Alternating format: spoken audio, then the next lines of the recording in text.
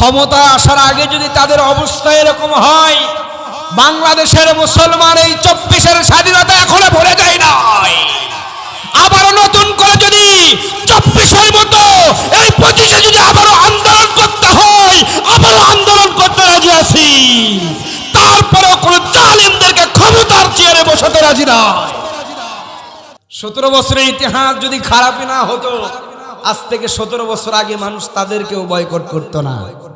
কথা বলে সব দিন দেখার দিন শেষ। আগামীর বাংলাদেশ হবে কোরআনের বাংলাদেশ, আগামীর বাংলাদেশ হবে ইসলামী আন্দোলনের বাংলাদেশ, আগামীর বাংলাদেশ হবে আলেম ওলামাদের বাংলাদেশ। রাজি আছেন মুসলমান? কারা কারা দুই হাত তুলে আল্লাহকে দেখায় দেয়। 17 বছর ধরে আমাদের কথা বলার যেই বাক স্বাধীনতা বন্ধ করে দিয়েছিল, আমরা আবার নতুন করে কোন স্বৈরচারকে ওই মসনদে বসে আমাদের কোরআনের কথা বলার বাক স্বাধীনতা আমরা আর তাদের কাছে দিতে চাই।